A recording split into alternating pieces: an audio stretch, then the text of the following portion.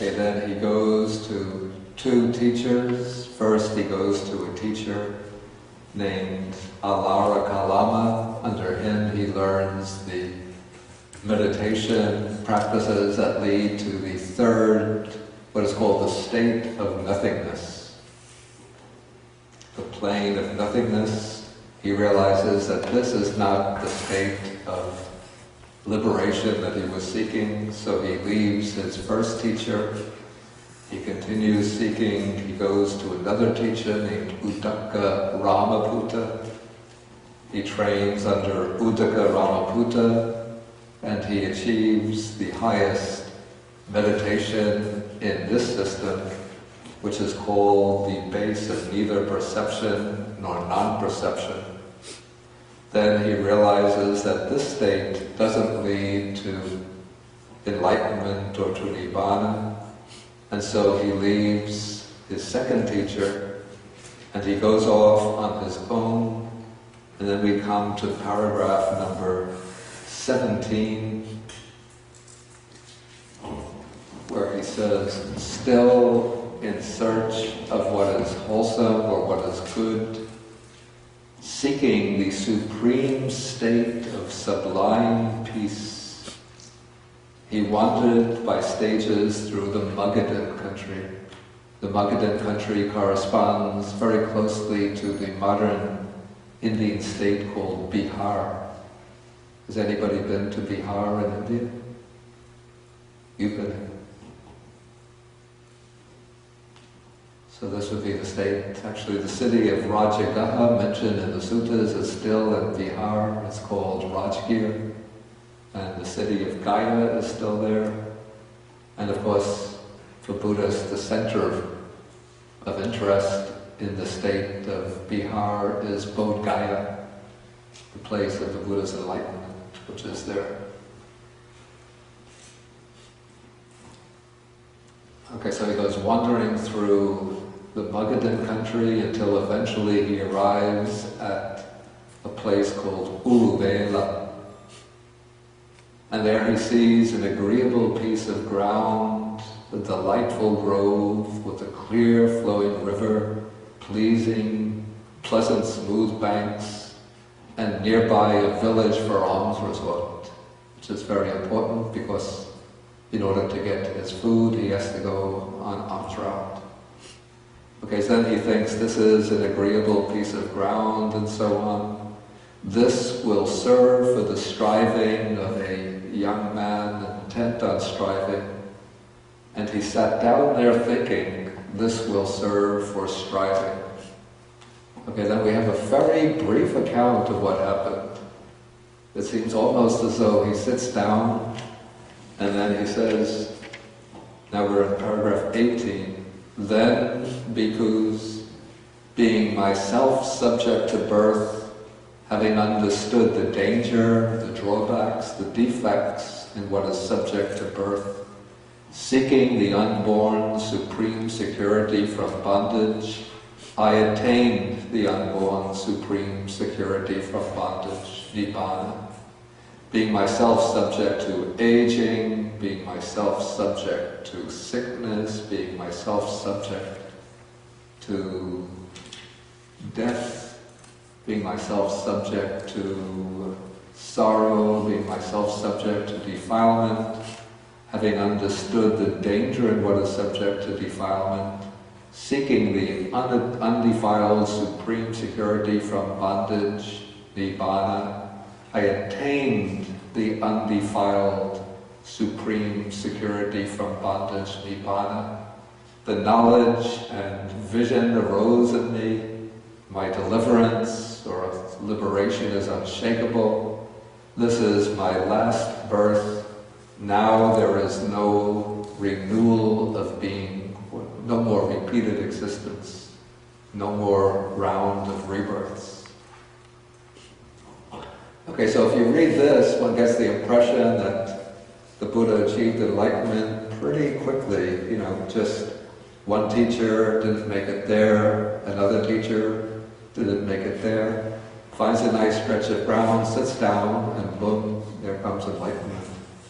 But to see what happened in the interval, we have to go to another sutta, which also gives a biographical sketch of the Buddha's search for enlightenment. This is sutta number 36, which I'm just going to go through a little bit quickly. Not the whole thing, but I'm going to start on page 335.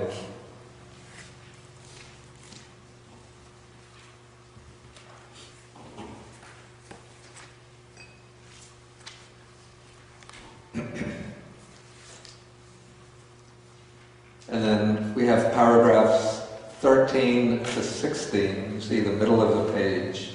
They're abridged because they repeat everything that's said in sutta number 26, from the point where the Buddha as a young man, with black-haired young man, in the prime of life he leaves the household life, then all of his seeking up to the point where he finds that a pleasant piece of ground, and he sits down there thinking, this will serve for striving.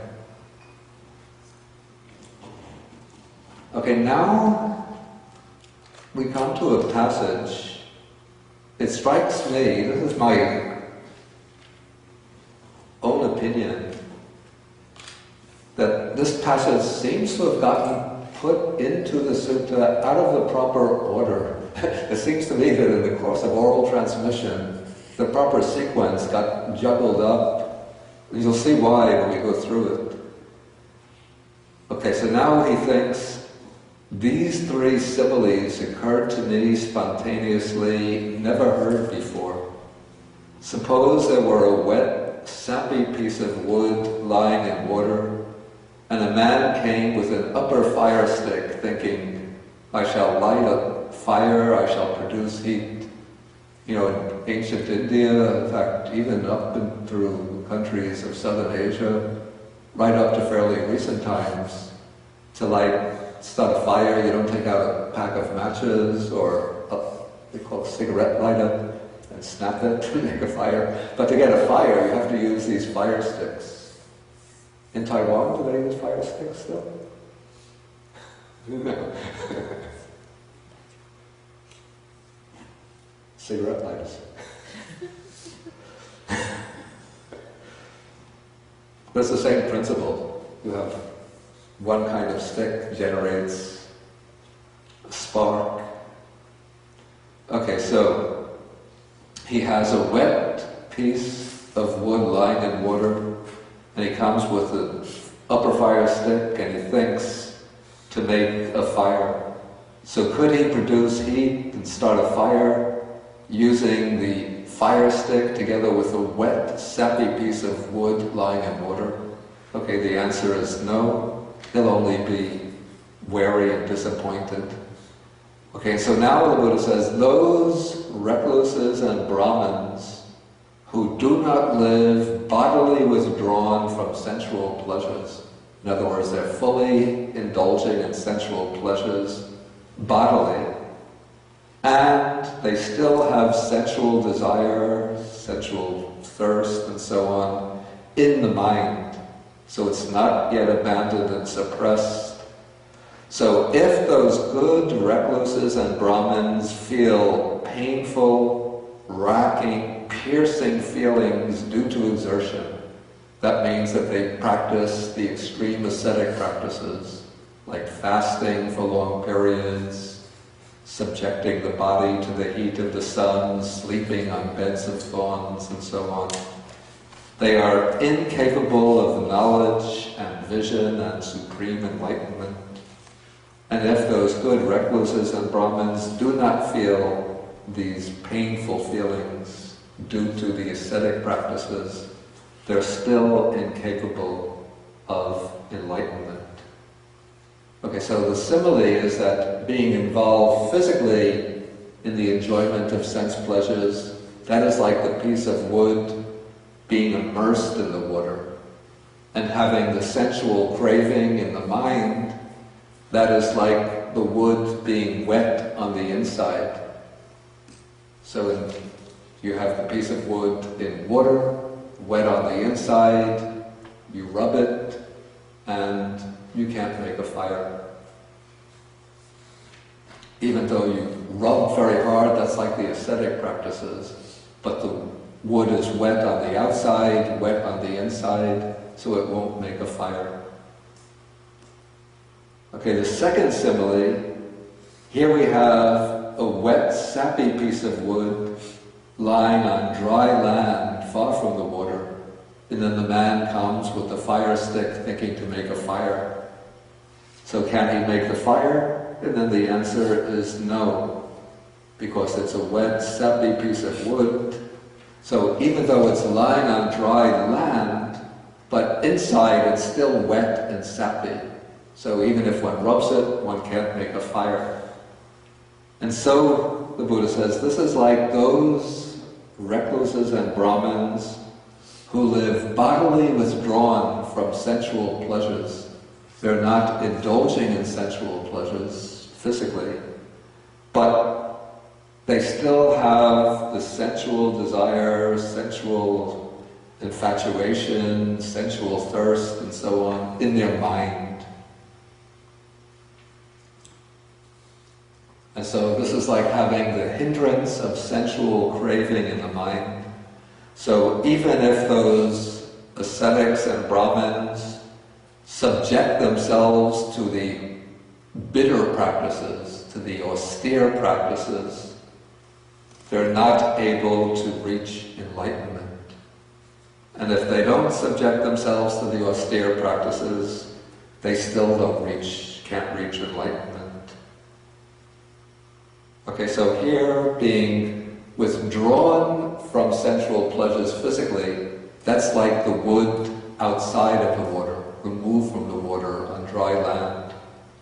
But since the wood has the wetness inside, that is like having the sensual craving on the inside. So as long as you're still nurturing the sensual craving, even if one externally undertakes the ascetic practices, they won't bring enlightenment. Okay, then the third simile occurs to him. Suppose we have a dry piece of wood on dry land far from the water, and a man comes with the upper fire stick thinking, I shall light a fire, I shall produce heat. Can he produce the fire? And then the answer is yes, because it is a dry, sapless piece of wood on dry land far from water. So this is like those recluses and Brahmins who live bodily withdrawn from sensual pleasures. That is like the piece of wood being far from the water. And then their sensual desire and so on has been abandoned and suppressed internally. That is like the wood on the inside being dry. No sap on the inside. So even if those good recluses and Brahmins feel painful, racking, piercing feelings due to exertion, that is, even if they practice the ascetic practices, they're capable of enlightenment. And even if they don't feel these painful, terrible, racking feelings, they're also capable of knowledge and vision and supreme enlightenment. So that is the third simile.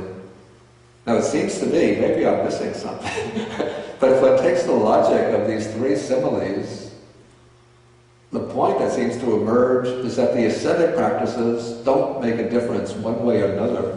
What's important is to withdraw from the physical indulgence and sense pleasures and to quiet, was to suppress the sensual desire inside. So that seems to point to an internal discipline rather than the bodily discipline of extreme asceticism. Do you get the same point? So then it would seem to be, to me, this seems like the discovery that the Buddha should have made after practicing the ascetic practices, then he realizes the ascetic practices are useless. What's necessary is to develop this inner discipline he's already undertaken the physical withdrawals from sensual pleasures. So what's necessary is to develop the inner mental discipline to abandon sensual desire inwardly. And then that would bring the knowledge and vision and supreme enlightenment. So that seems to be the conclusion. But then, starting with paragraph 20, he begins to undertake this long course of extreme ascetic practices, inflicting a lot of pain and torment on the body.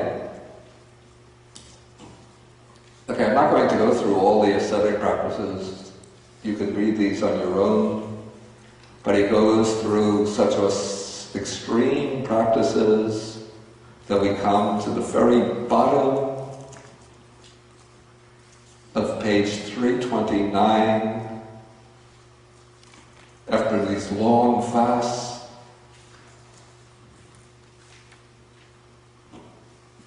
he says, paragraph 29 here, at the very last line, "Now when people saw me, some said, the recluse Gautama is black." That's the color of his skin changed because of his fasting. Other people said, he is not black, he's brown. Other people thought he's neither black nor brown, but golden-skinned.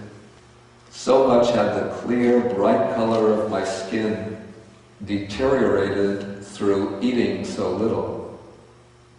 Okay, then he thinks whatever recluses or Brahmins in the past have experienced painful, racking, piercing feelings due to exertion, this is the utmost, the ultimate. There's none beyond this. And so for the future, in the future, so in the present, whatever present ascetics and Brahmins have experienced painful feelings due to their ascetic practices, this is the utmost. There is none beyond this. But by this racking practice of austerities, I have not attained any superhuman states, any distinction or excellence in knowledge and vision worthy of the Aryans, the noble ones. So it seems to me that is the point where you should draw the conclusion, bring in the three similes and draw the conclusion. Okay, then a question comes to his mind, maybe there's some other path to enlightenment. And then he recollects an incident that took place in his boyhood.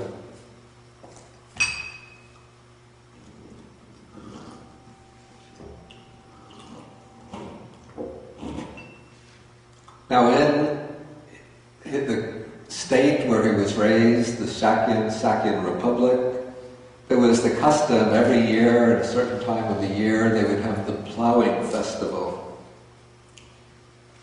This would be the beginning of the cultivation season.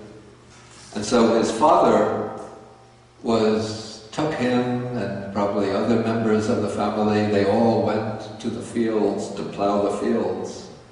And they put him, since he was just a little boy, they put him under a tree. It's called the rose apple tree.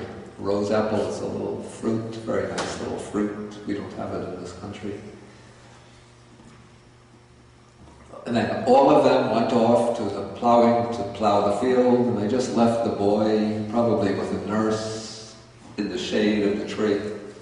Then while he was sitting there, he just spontaneously crossed his legs, and somehow his attention probably went to the breath, and just spontaneously he entered into a deep meditative state.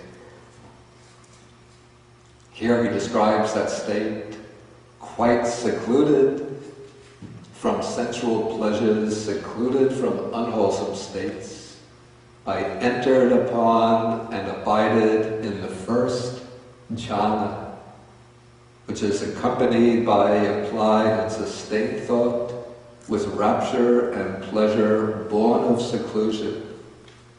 Could that be the path to enlightenment? Okay, then following on that memory, there came the realization, the understanding that this is indeed the path to enlightenment. Then he thinks, why should I be afraid of that pleasure, since it has nothing to do with sensual pleasures, nothing to do with unwholesome states of mind?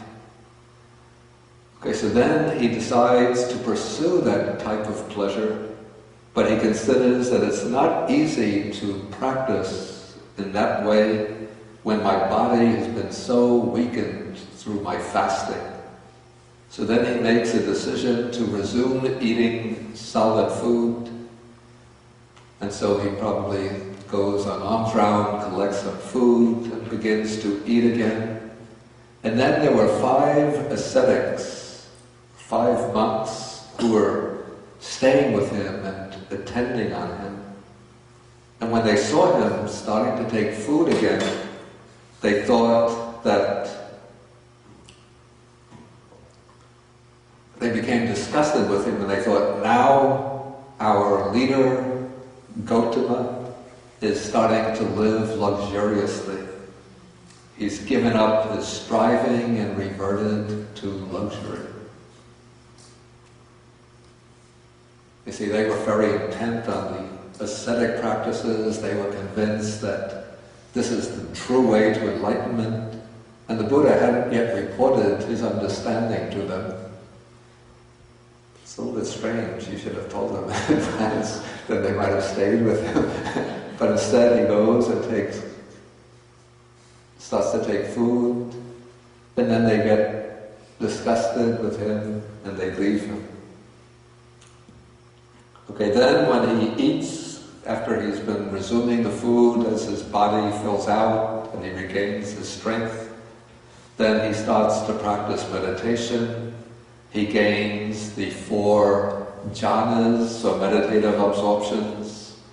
Then, paragraph 38, then he recollects his previous lives, even hundreds and thousands of lives in the past.